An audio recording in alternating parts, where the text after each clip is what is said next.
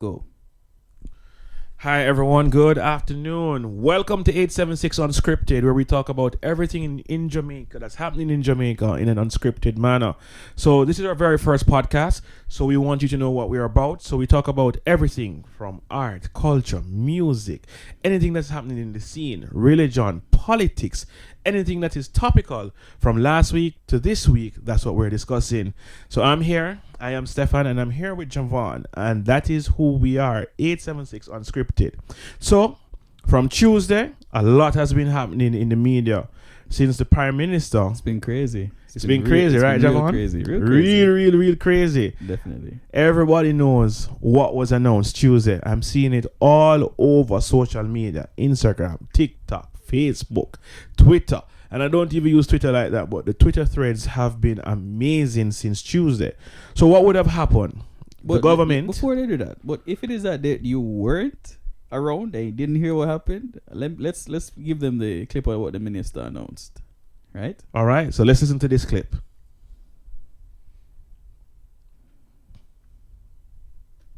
The benchmarking of salaries of cabinet ministers to permanent secretaries more generally has existed since April 1st of 1973. That is for 50 years.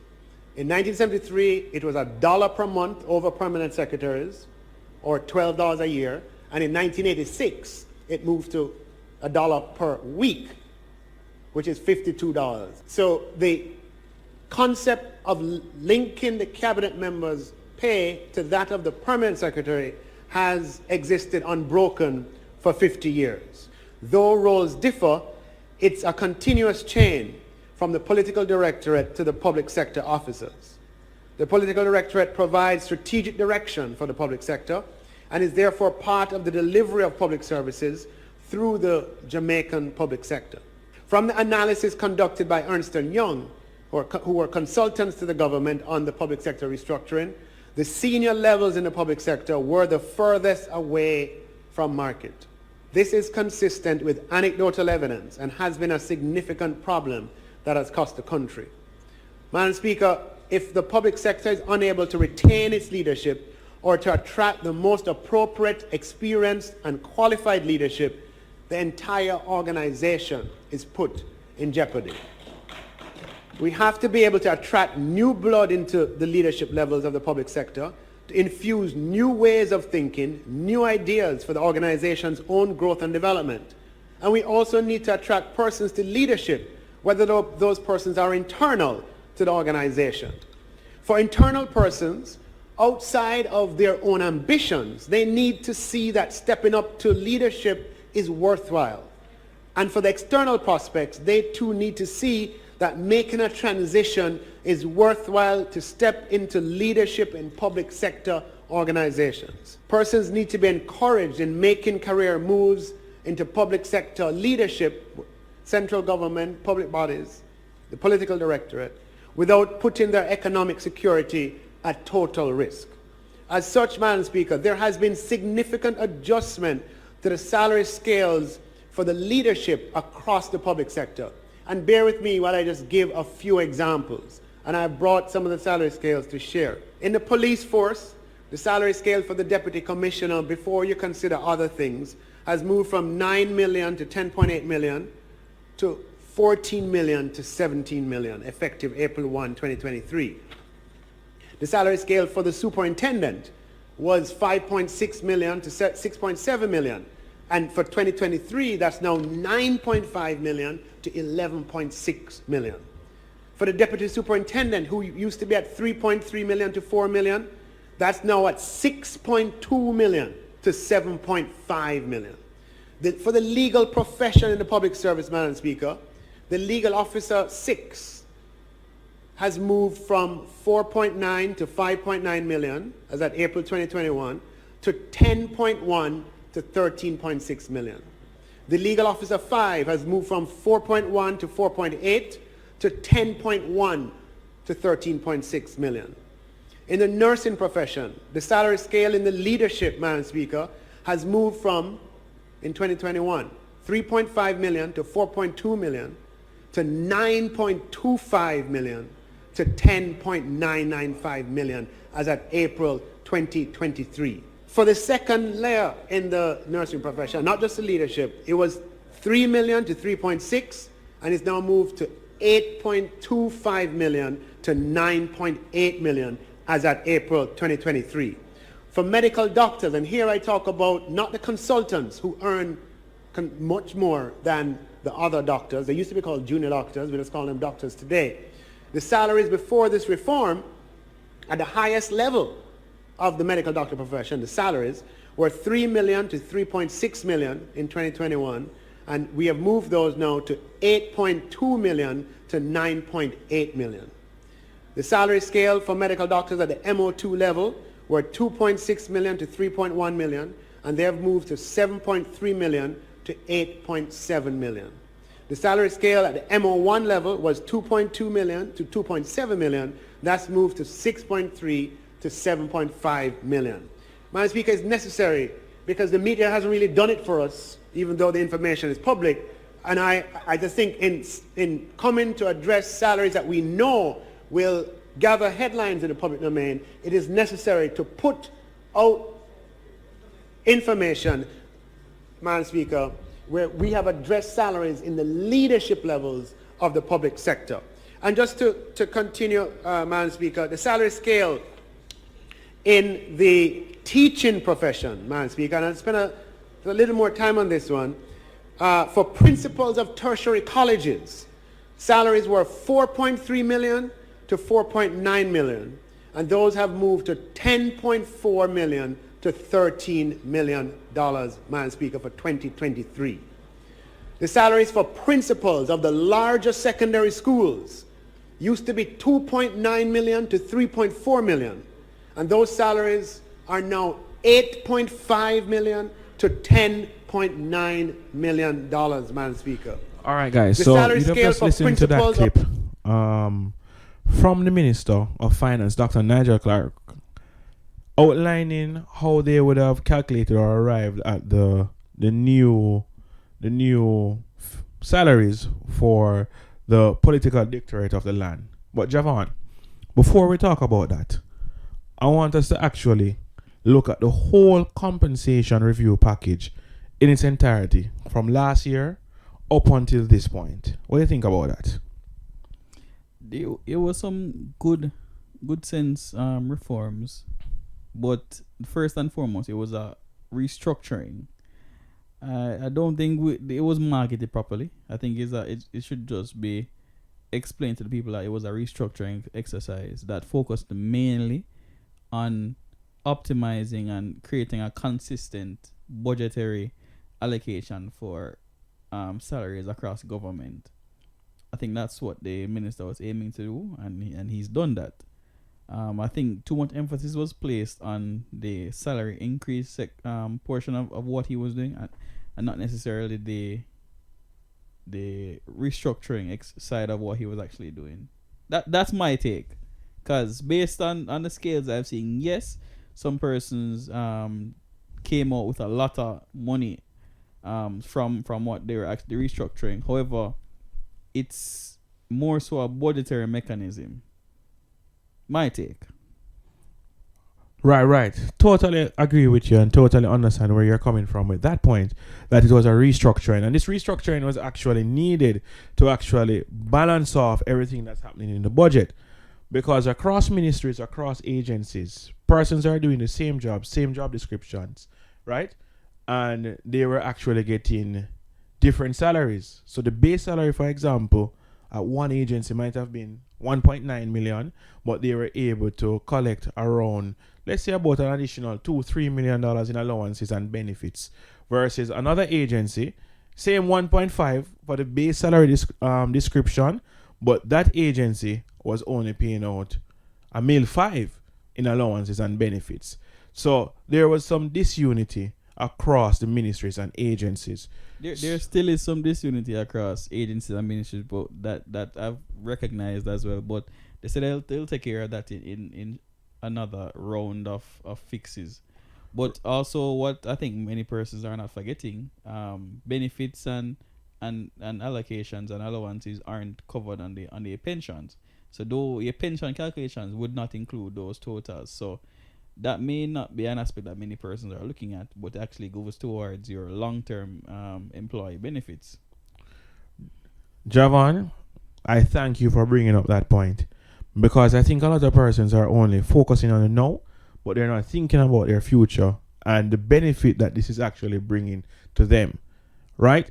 So, you know my background. You know where I used to work. You know, I worked in the private sector and I worked in insurance for a little bit. And I can tell you that a lot of retired government persons, when retirement comes around, right, the pension that they were expecting is actually not the pension that they receive because the allowances far outweighed the salary Actual salaries. that they were receiving. Yes. So I believe it's actually a good move for now and long term. But I also want to focus on the fact that while we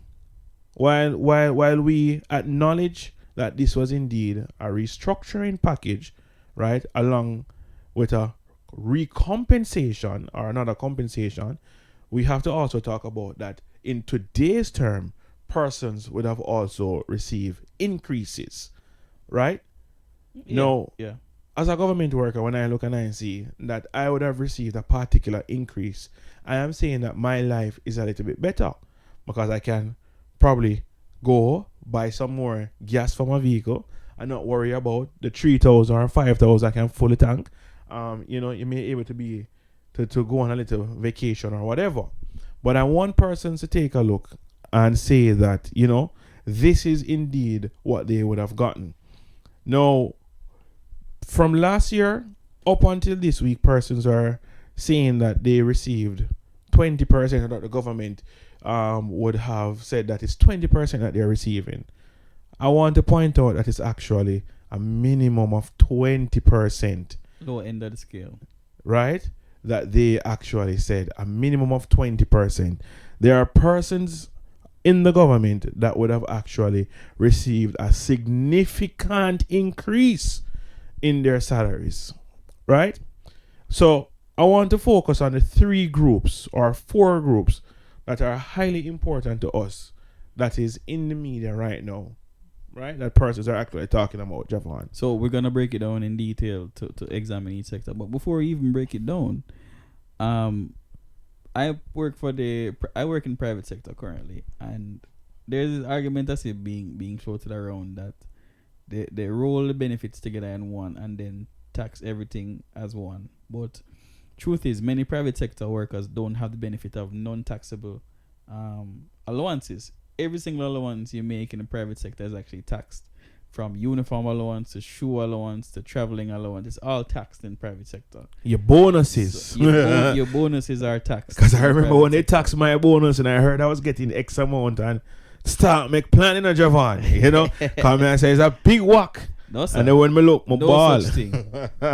No such thing. Everything is taxed when you work for the private sector. So government benefits for public sector workers were something that was actually prized in terms of what they were actually getting. But if you really look and look at the comparative in private sector, there's no such thing. There's no such thing. So that's one way to look at it. But let's just dive into the details and get a look at the numbers. Right, so let's take a look at the numbers, right? I want us to first start out with the constabulary force.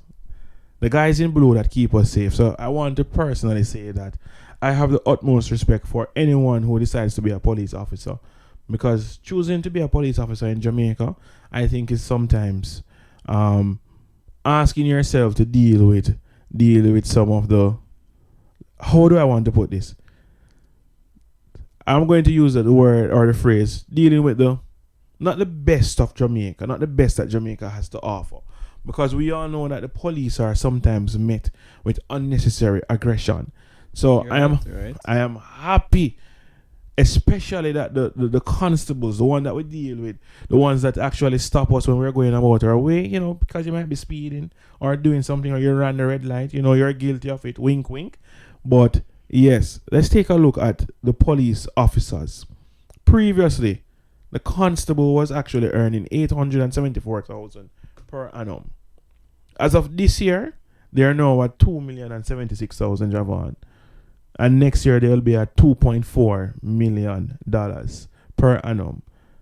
I think that is a great improvement or a massive increase for the police officers that are actually protecting us, and that's at the lowest level. We don't even want to talk about the higher levels because we know that in any organization, the higher ups always receive decent increases, right? But we have to talk about persons at the lower to the middle level. Again, Javon, or teachers, none of us would be here today if we were not molded and guided by some great teachers. Persons always say it's not every teacher great, But if in your lifetime you would have had 3 to 4 great teachers, I believe that they would have impacted you and they would have made a difference on your life and how you are actually going about your business today. So I had some great teachers. I have to big up this because I can't talk about teachers and not talk about schools. So big up the great St. George's College, well over 100 years of excellence, blue and white, Manning Cup champions. one championship, but it is enough to keep us going for another 200 years. And I believe in the next 5 years, we'll be winning champs. Right? Always carrying the sky blues, eh? Yeah, always carrying the Knights, that is St. George's College, right? The other team on North Street, eh? But I want to take a look at the teachers. I'm looking for the information regarding the teachers. So a pre-trained teacher, would have been earning $1 million, and that pre-trained teacher is now a little over $2 million per annum. I think that is actually a great increase because this is a teacher that is currently learning or on-the-job training, if you want to look at it that way, and the on-the-job training has increased so that they can actually learn on the job, and not only while learning, they're actually having an improved standard of living, which is actually extremely important for us. But I also want to take a look at the other categories in the teachers. I want to spend some time on the teachers. So just bear with me, people. I'm pulling up the information right here on my cellular device. Them say smartphone, and sometimes you're not so smart. I hope that is not the case with me. You know what's funny though? I have not heard the scales in detail that people talk about, So in the media, that is, I've had to actually search and dig through the data myself to find the numbers of what we're actually discussing here. So the media hasn't done the greatest of jobs in terms of providing the electorate with the facts that they actually need to make decisions. So. And Cliff was actually just talking about that the other day, that the media, it's a great point that you raised.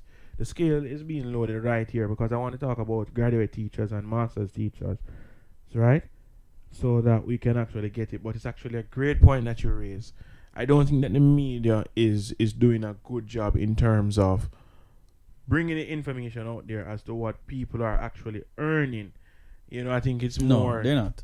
More to sensationalize and sell views, but that is how they pay their bills. So that is true. And I can't really. Think some media outlets do have an agenda, because I have noticed it from time to time that they push a certain narrative in terms of what it is that they want to carry, how they want to shape certain aspects of what's actually going on, as opposed to delivering facts to people so that they can make decisions and be informed. So that's a part of it as well. So a graduate teacher would have been earning, I believe, 1.3 million, and they are now at 3 million. Mm-hmm. So if you look at the percentage increase, that is a massive increase because you have essentially doubled their earning ability. So I think that the pay increase for teachers is actually great. Now I'm looking at the information for the master teacher level 1. Right? And I don't want to be out here spreading any false news, but the master teacher at level 1 was earning 2.2, and they're now at 4.5, Javon. Mm-hmm. You're the mathsman, Javon. You work in the private. You work with IT and numbers. Mm-hmm. By your computation, what do you think about that? That's a really heavy increase.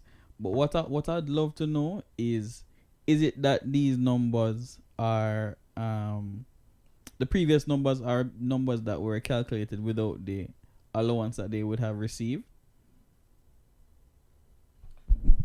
The numbers were calculated with the allowances, but what would have happened is that you'd have calculated the allowance and you'd have actually bumped up the salary so that persons would not come out earning more.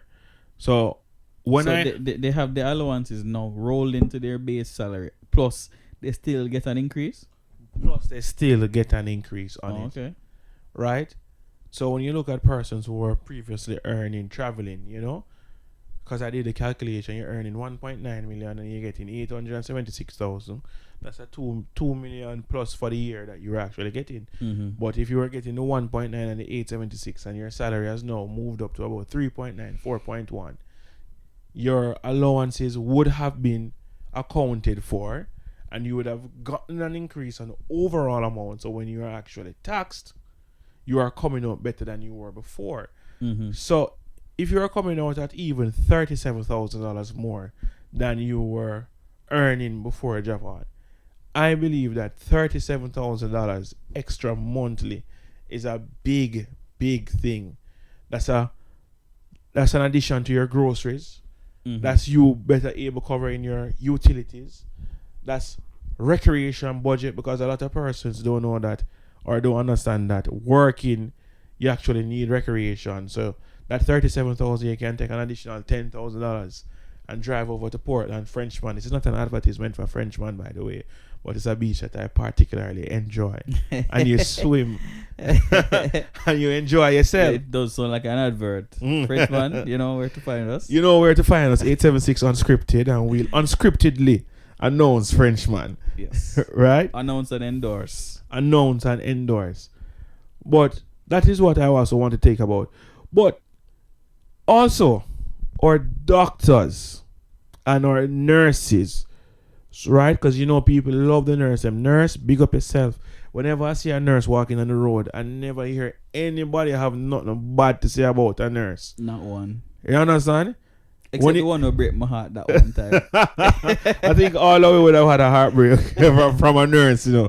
There's just something about them, But the love and adoration that persons receive, that the nurses receive, or that people have for nurses, it is something that is amazing. Because when you see other people in their work uniform, we're not calling a company because we don't want nobody sue we or defamation of character. But people tend to be hostile towards people climbing up on things that might leave us hot because we can't get the AC. Right. You understand? People are hostile towards our police officers and the army.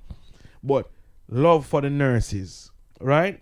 Or registered nurses, some of them are now earning $8.2 million per annum, 9.2 per annum. Some of them, that's what they're actually earning. But I want to take a look at the entry-level nurses, right? 1.1 million. And by 2024, as in, I'm giving you from the start. So they were earning 1.1 million. And as at 2024, they're earning 3.2 million. That's a level 1 nurse. That is level a one. Big increase. Say 1.12 and then 3 point how much? And then 3.2. Oh, when their compensation package is actually completed, 3.2 million, and that's at level 1, entry level. And as you know, with everything, with seniority, you will actually earn more. So level 2 nurses, they're at 1.4. Currently, this month that we're speaking to, in May 2023, they're earning 4.2 million. Mm-hmm. And by 2024, 4.3. That's a 300% increase for the nurses at level 2. And at level 3, they started at 1.6. And by the end of our financial year, they will actually be earning $5.5 million. Big increase. Increase. You hear what I say? The nurses will be earning. But we have to contrast it to what the government legislature and the judiciary officials were actually got what they received. So you have those scales with you, the one for the judges and the one versus the ones for the political representatives. I don't have for the judges, but the judges would have received roughly off the top of my head, roughly 200% thereabout. Okay. But I want persons, even though there was some backlash, I don't think persons were as upset with the judges as they are with the parliamentarians. But for the judges, we have to take into consideration that the judiciary has always been excellently paid in the land and in any region across the world.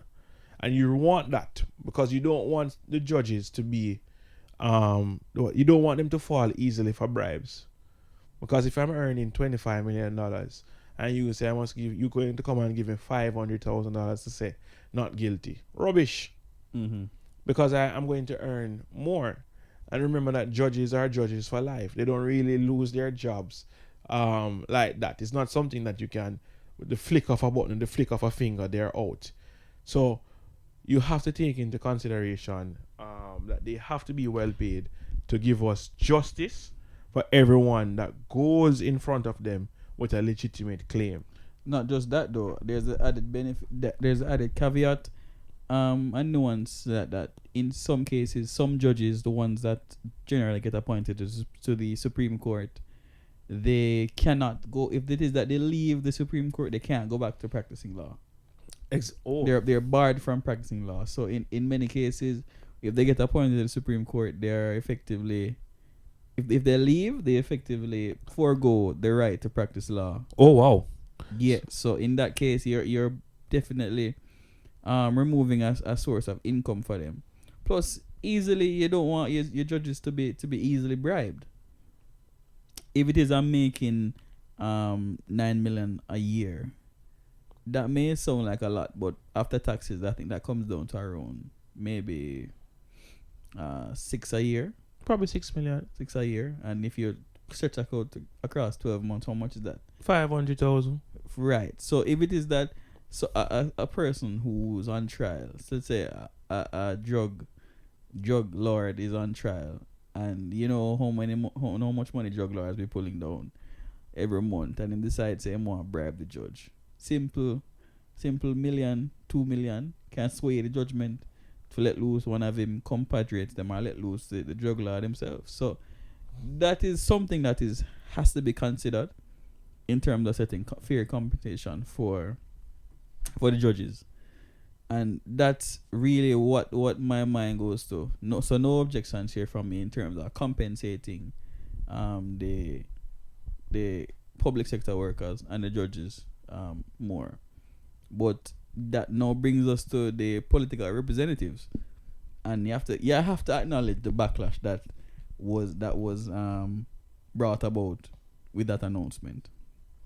Many persons were not happy with how it transpired. Many persons were not happy with how the process was actually done, because you just basically, from what I see here, the Minister of Finance went to Parliament and tabled this move to increase the salaries of political representatives with no detail in terms of how it was actually being broken down in terms of what they're rolling together in the salaries. And I think that may have been part of the source of the displeasure, the discontent, with how it was actually done. Yeah, I think the rollout was actually done poorly. Yeah. You know, from a communications background, that's what I would have actually studied. I think the rollout was done poorly as it relates to announcing the new salaries definitely for the parliamentarians, you know, the political class of the land. However, as it relates to the salaries themselves, I personally do not take an issue with it. I don't take an issue with the salaries. So we'll acknowledge that, you know, maybe it should have been a little more consultative with the people, right? Bringing in the people. So maybe the Minister of Finance could have actually... Agreed. And the Minister of Information, they could have actually had a town hall.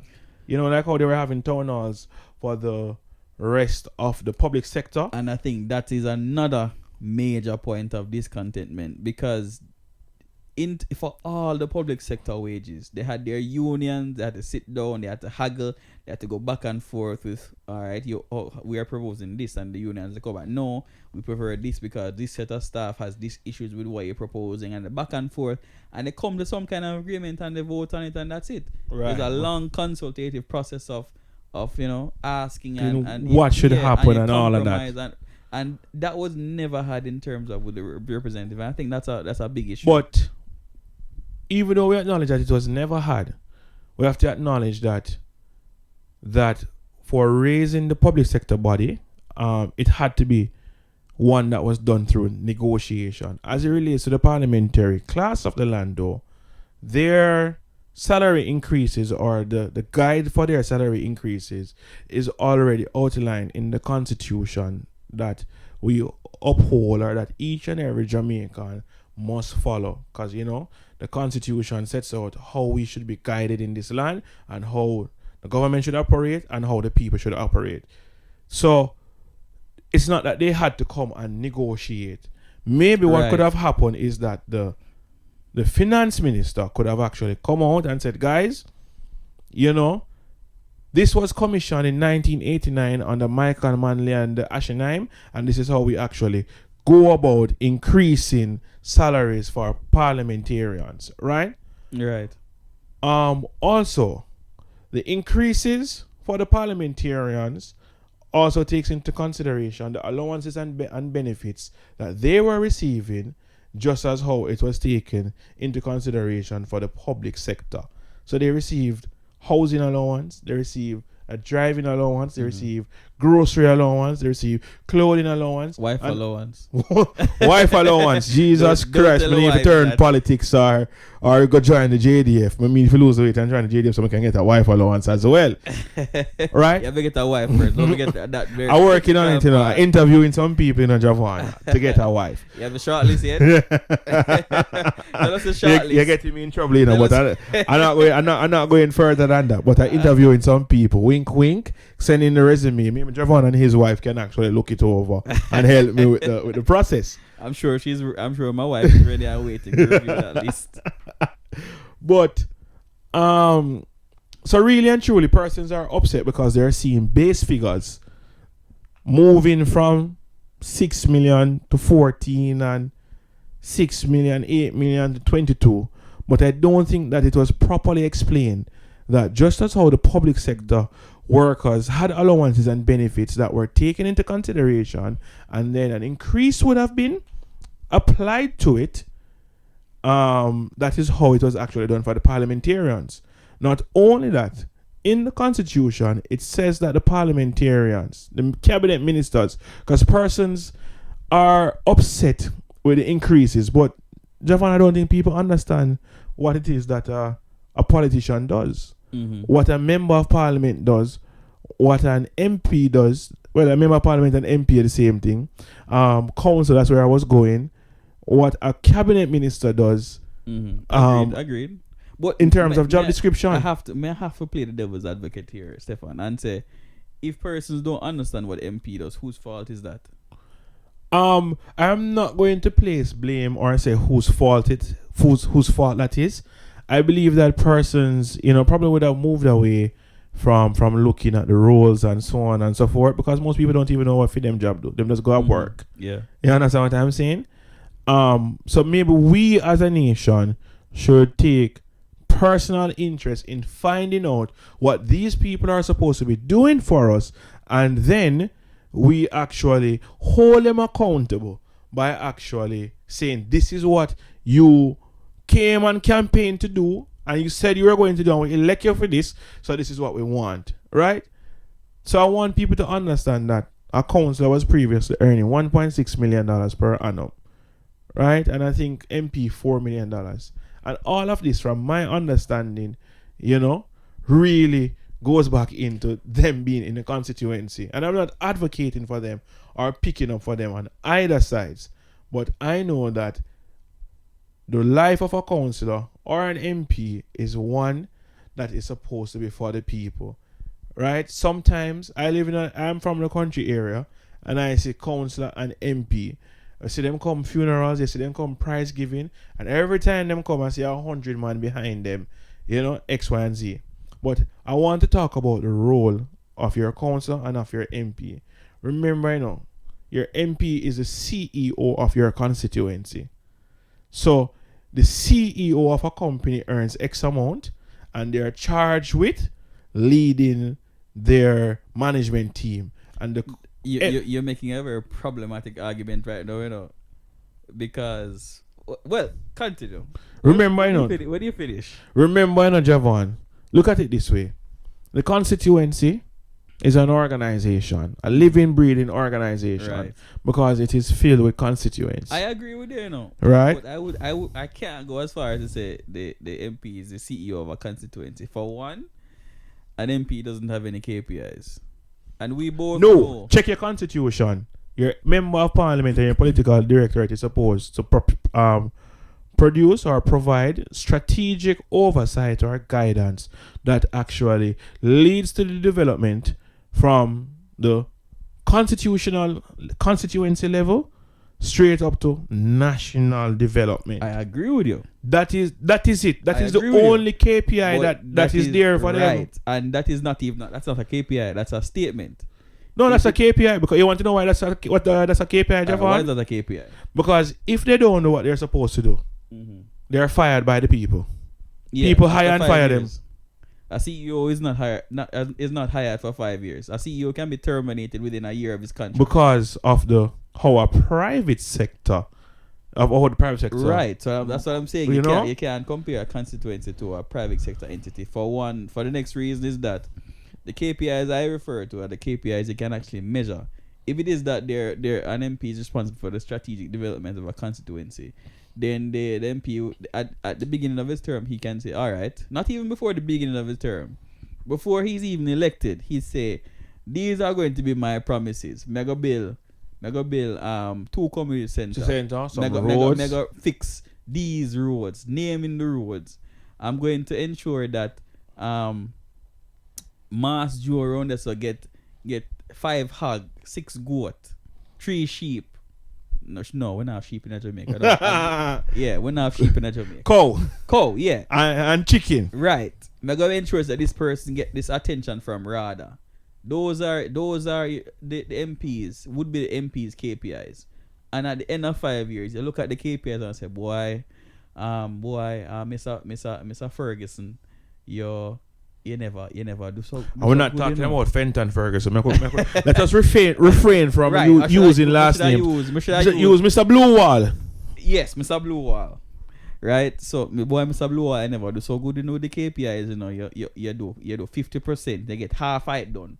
Me appreciate it, they get half it done. But we don't want to get the full 100. But those I would assume would be KPIs. Yeah, those are KPIs, Your campaign manifesto, right, is what you're proposing to be your job description, and if the people vote for you, then that is your job description. That's what holds you accountable to the and that people. is what holds you accountable, right? So a company can terminate a CEO. Yes, I agree with that. But the people can terminate the MP before 5 years, because if the people move a vote of no confidence, you force him into a by-election. Remember that it's not just every 5 years elections are called. Remember that by-elections happen fairly often here. I can think of 2 by-elections that would have happened in recent times that was not because of death or anything at all like that. The people moved to get out the people because they were saying this is not what we want, and that was about 2.5 years into their term. So are you saying that the persons within a constituency can move a vote of no confidence? The persons can move a vote of no confidence, right? Reason being, if the MP, the elected CEO, is not doing well, people within his organization, delegates, constituents, residents, whosoever, can come and lobby for that MP's party to remove him. And that is what we saw happen in recent cases. But because I don't want anything bad to happen to us, or whatever, we won't talk about it. But it is there in the past. I distinctly remember something happening over the eastern side, right? I won't say which parish, but it's an eastern parish. And the persons were not happy with the work or the vision of the MP. So they came together and lobbied against the parent party that MP belonged to. But the MP would still be an MP. He would not be sitting for the next election, but he would still be the MP for the remainder of his term. No, man, what happened was that they say, hey, he needs to go. And they forced a by-election and voted for another representative. That is what happened. Okay, I have to go look up that. You can look it up, I have to man. go look up that one. That is what happened. So, but I digress. But we segue. Yeah. What I want to say is that there are KPIs and there are roles that your member of parliament carries out. So I liken them to a CEO of a constituency, and your councillors make up the executive team. Because remember that each councillor is responsible for a division. They run a division and they represent the interests of that division. I get you. But the next problematic analogy, the problem of the analogy is that when you were in the private sector and you did work, were you compensated before you did the work or after you did the work? I was compensated before I did the work, because guess what? I never take the work. Because it was a little bit of money, I take the work because it was enough money. Yeah, but when did you get the pay for the work? I got the pay after the work. But remember that the Prime Minister made a very good point in my estimation. If you want a better class of people with better minds, right? Because a lot of I see people, I'm not going to point out any names, right? But because I know where you're going, you're saying that persons are currently in and they're getting pay increases. But remember, elections are around the corner, and both parties, to me, are selecting a different type of persons for candidates. And you would have seen it the other day. Again, we're not calling any names, and it caused some problem, right? They're moving away from the older ways to getting better candidate selection. In my mind, more qualified persons. So I know what you're trying to say is that persons are going to be benefiting from a pay increase, even before doing the work. But remember that it's not short-sightedness that you're thinking. You're thinking long-term, which is what I think the Prime Minister was saying. Because I have a friend who I know would be excellent in the Ministry of Finance, but this pay is still a pay cut for him. Because earning many persons, it is still a pay cut of high caliber.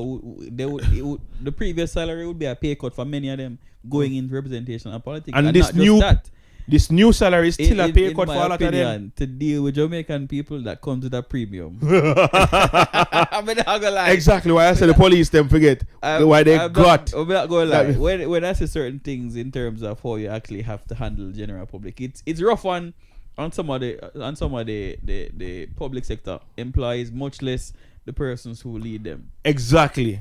It's very hard to deal with them. So what I want to say I is would have liked to see more accountability before the new salary was increased, or in not even so much before. But if it is that you say you're going to do these increases, put in the same bill, throw on the accountability measures them as well.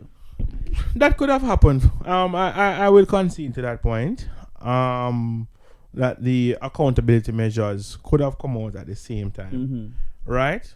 The accountability measures could have come out at the same time. But as a well-thinking person, I know that with this increase, the thing is not for today, but for tomorrow in terms of the type of representation and leadership that we want.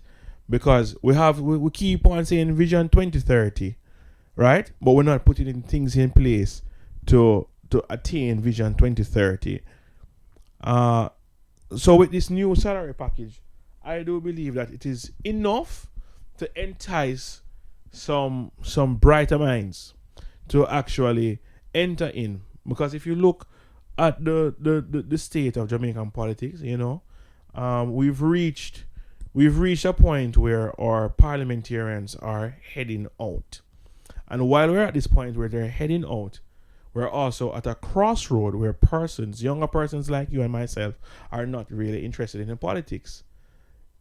For a myriad of reasons. Boy, I can't bother with this and that, blah, blah, blah. But one of the overarching points is that the lack of compensation that previously existed. Because let's say that I work in the private sector and I want to represent and give back to my division. I want to start as a councillor and be on the ground and whatever. I cannot leave $10 million to work for 1.6. Leaving 10 for 5 still not really cut it. But I agree. I agree with you. I agree with the salary increases. But I would have loved to have seen the salary increases being applied after the next election. So no current sitting councillor, mayor, or member of parliament. Then you're running into problem in the constitution, because if you're doing a public sector reform, the government also falls under the public sector. They are public sector workers, so you can't leave them out. I agree. So that means that you're delaying the restructuring and the compensation for everybody. Just like how there's no law stipulating that the government has to be. Because remember, previous to this increase, when was the last time politicians had an increase in salary? It was 2007, if I'm not mistaken. 2013, when they gave the public sector 3% and freeze. Right. And froze the wages. But not just that. Everybody else has gotten multiple increases since then, but the government didn't. Everybody like who? Teachers got increases. Nurses got increases. Doctors got increases since 2013. Multiple. But they didn't increase their own salary, which means that they don't need to increase their salary at the same time. So what you're saying is that they should continue to all right, cool.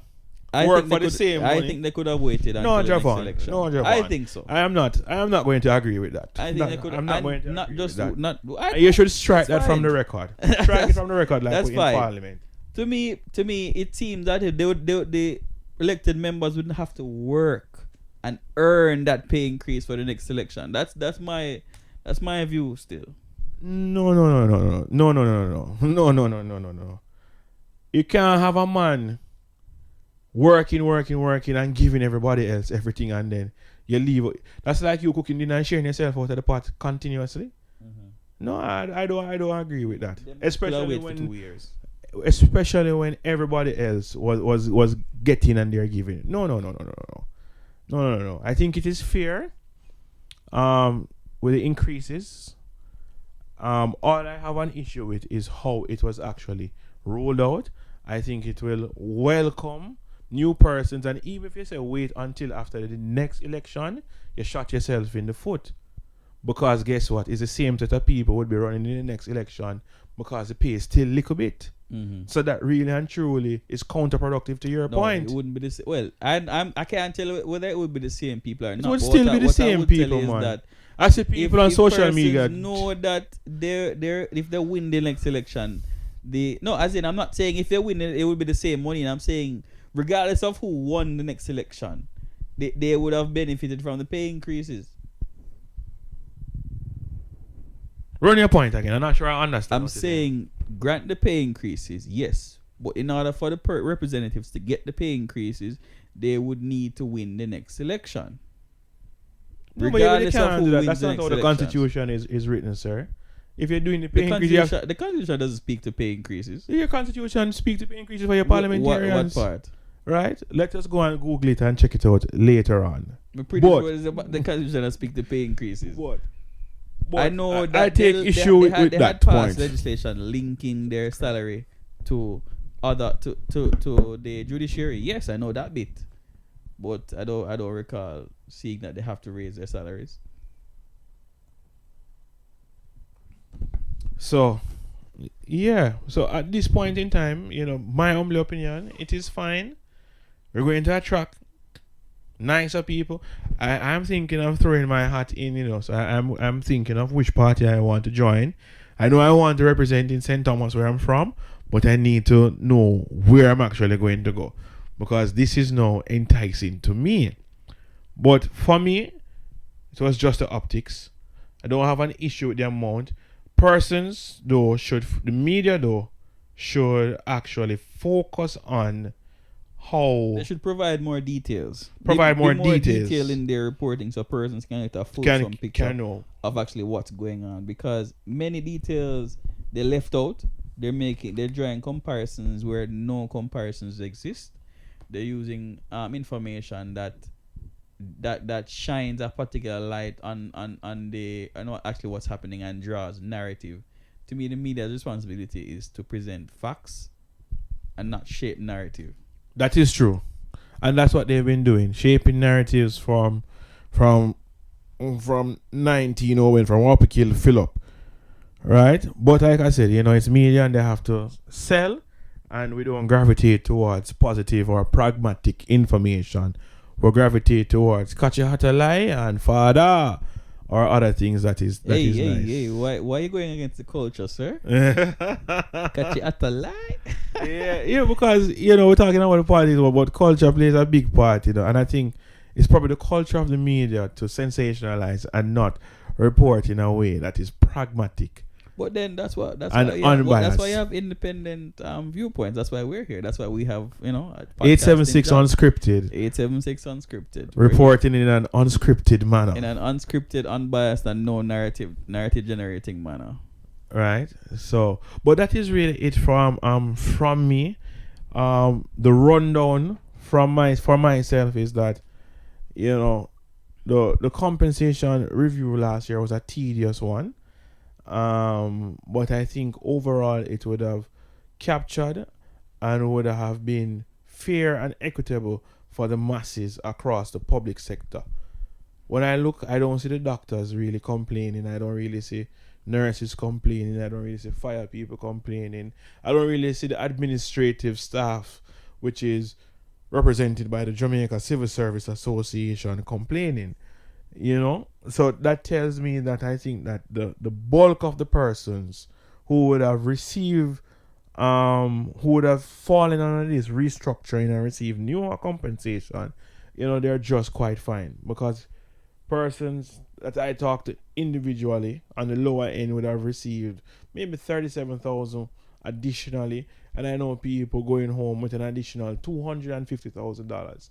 So it really depends on where you fall, the type of work that you do, skill set and qualification, which is what people want, which is what I think people should pay attention to as well. But I don't want to jump on that, because then you sound discriminatory and elitist. But skill set and qualification also determines your remuneration package and the experience that you bring. So when I see people say, oh, but it's just moved to 2 million, whatever, it just moved to 3 million.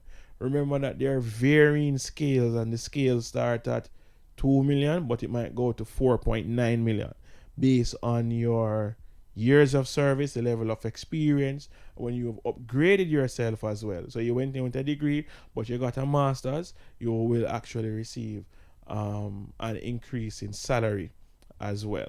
Right? So that is what persons need to take into consideration.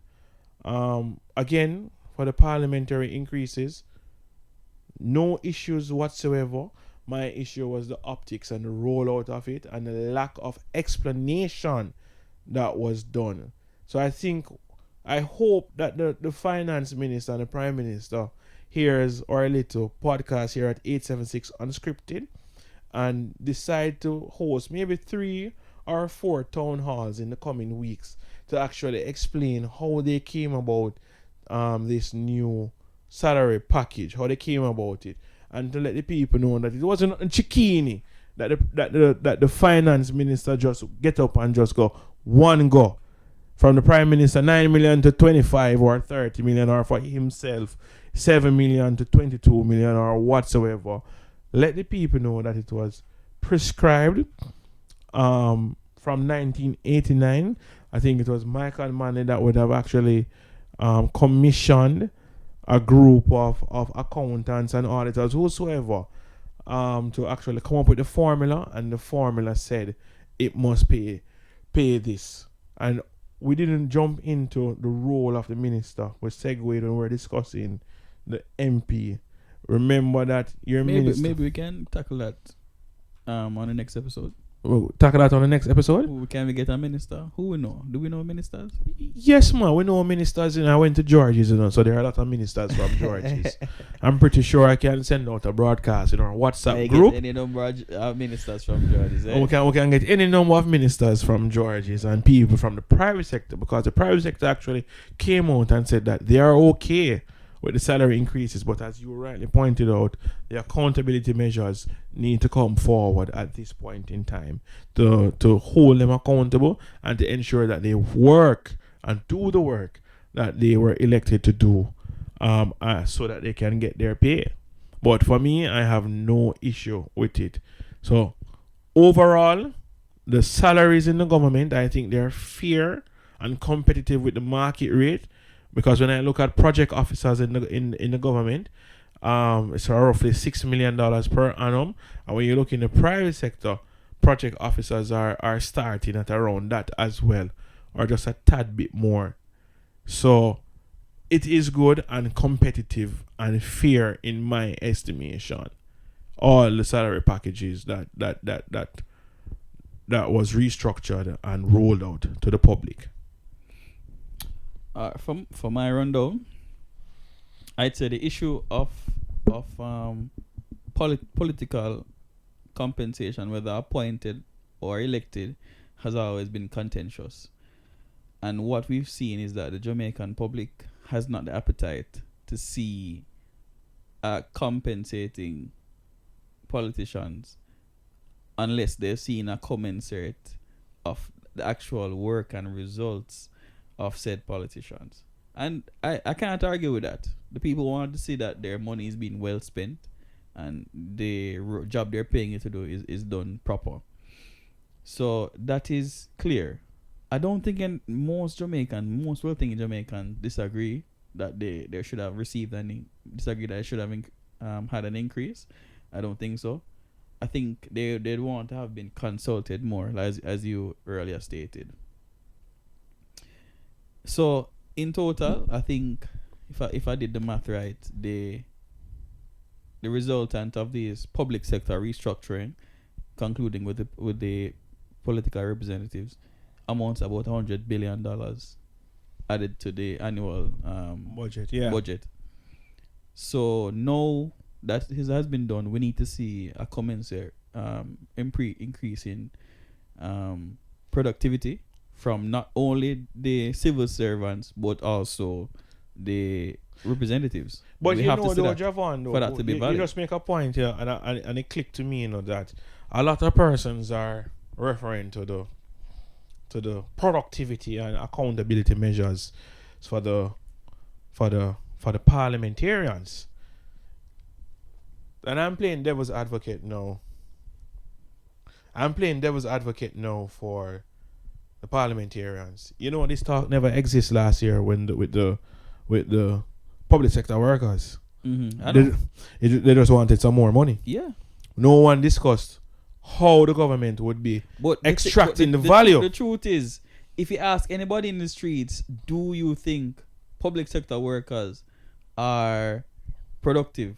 The answer would lie. The overwhelming number is no, you know. Because services are slow. You have to wait this hell of a time to actually get business done. And the experience is and sometimes it's just clear awful. so them don't know what they talk about. Right. Unless it's even you have to go up to a manager. I'm currently trying to sort out a car for myself. I step up in a life. Don't call the organization. I'm glad to say I step up in a life, you know? But everything done.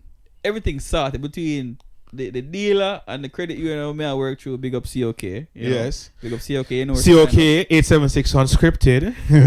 Between the dealer and the credit union, everything sorted out. Smooth. I'm waiting on a letter from a government entity which shall be unnamed. But everybody know who give student loans. They're the one. You have to go in office to pay. They didn't say you have to go in office, but you have to pay $750 to get the letter. And it takes 3 business days. For a letter. When you work in private sector, you can get any letter in 3 hours. Automatically generated. So you don't need to send an email. It's going to be logged. It's going to send to you.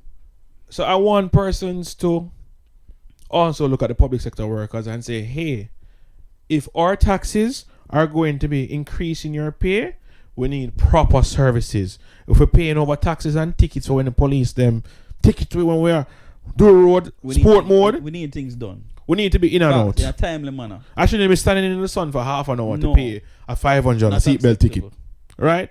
So that is it. So overall, I believe that everything was fair and equitable. Public sector workers and the government is only 300 people or 300 plus, 1.7 billion out of the whole budget, 29,000 teachers, 15,000 police. So just look at it that way as well. But 876 Unscripted, it's me, Stefan, and we're here with Javon. We're out until the next episode. Look out for us, guys.